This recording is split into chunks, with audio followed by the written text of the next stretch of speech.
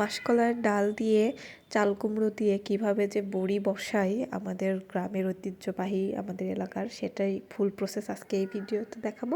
এখানে যে আগে দেখতে পাচ্ছেন এটা হচ্ছে মাসকলাইয়ের ডাল, ভালো করে রোদে শুকিয়ে চাকিতে করে ভেঙে নেওয়া হচ্ছে। অনেকে হয়তো বা এই প্রসেসটা চিনবেন না, গ্রামের মানুষরাই ভালো করে চিনবেন চাকি কী জিনিস। এবার ডালটা ভাঙার পর ভালো করে ঝেড়ে নিয়ে এবার এখান থেকে আস্ত দানা এবং গুঁড়োগুলো আলাদা করে ফেলা হবে।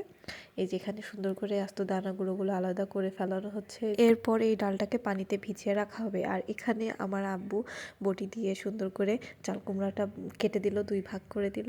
এইবার হচ্ছে বড়ির আসল কাজ শুরু হলো। কুমড়ার বীজ বের করা একটা আমার কাছে অনেক বেশি কঠিন একটা কাজ মনে হয়। এই যে এটার উপর দিয়ে ভিতর দিয়ে একদম খুঁচায় খুঁচায় বীজ বের করা লাগে, আসলে এটা অনেক বেশি একটা কষ্টসাধ্য কাজ আর কি। তো এভাবে আমি আস্তে আস্তে ধীরে ধীরে বের করে নিচ্ছিলাম। ভিডিওটা ফাস্ট করে দেওয়া হচ্ছে দেখে বুঝতে পারছেন। আর এটা হচ্ছে এই যে কুমড়া কুড়ানির মেশিন আর কি, বা একটা পদ্ধতির যন্ত্র। আর এটা হচ্ছে আরেকটা, এটা সুন্দর করে হাতে ব্যথা লাগে বলে আমার আব্বু বাঁশ দিয়ে বেঁধে দিয়েছে কি সুন্দর করে। আর এইটা এইভাবে কিনতেই পাওয়া গেছে, কিনে নিয়ে আসা হয়েছে।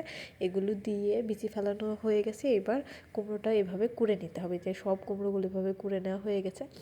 নেক্সট হচ্ছে পানি দিয়ে এটা অনেকক্ষণ ভালোভাবে ধুয়ে নিতে হবে যাতে ফেনাগুলো বের হয়ে যায়। আর এই যে সেই ভিজিয়ে রাখা ডাল, এই ভিজিয়ে রাখা ডাল এবার নিয়ে এখানে পানি দিতে হবে। এখানে আসলে অনেক বেশি পানি খরচ হয়।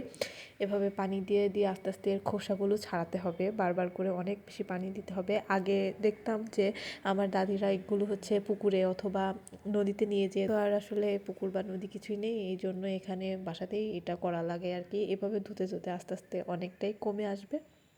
তবে এর ভিতরে হচ্ছে আস্ত কিছু ডাল থাকার কারণে এই যে গোটাগুলো থেকেই যায়। এটা আমি পরবর্তীতে ভালো করে রাতে বেছে ফেলি, না হলে আমার কাছে আসলে দেখতে ভালো লাগে না। আম্মু যদিও বলে থাকে তো কষ্ট করতে হবে না, তারপরেও আমার আসলে দেখার সৌন্দর্যের জন্য আমি এগুলো আবার সুন্দর করে রাতে আস্তে আস্তে বেছে ফেলি। এটা না বাছলেও আসলে চলবে। এভাবে আমি একটু একটু করে নিয়ে নিয়ে বেছে পুরো ডাল একদম ক্লিন করে ফেলি। এটা আবার রাতে কি করে পানিতে ভিজিয়ে রাখা হয় এবং কুমড়োগুলো চিপে রাখা হয়, সেটাই সকালবেলা নিয়ে মিক্সড করে, আমি আসলে সকালবেলা ঘুম থেকে উঠতে পারি না, তাই ওটা মিক্সড করে বাজার থেকে মেশিন থেকে ভাঙাই নিয়ে আসছি। তারপরে যে শুরু হয় বড়ি দেওয়ার প্রসেস।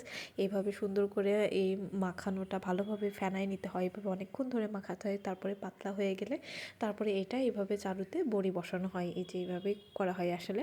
আমি সকালে ফুটেজটা আসলে উঠতে পারিনি বলে নিতে পারিনি, সেই জন্য এখান থেকে দেখাচ্ছি। এইভাবে সকালবেলায় তাড়াতাড়ি করে রোদে বসে বড়িটা দেওয়া হয়। তারপরে 3-4 দিন রোদ দিলে সুন্দর করে শুকিয়ে যায়। এই যে বড়িটা আমার অলমোস্ট এখানে শুকিয়ে এসেছে। আর এটা হচ্ছে বাঁশের চারুতে দেওয়া, এটা হচ্ছে পূর্ব একদম পদ্ধতি আর কি।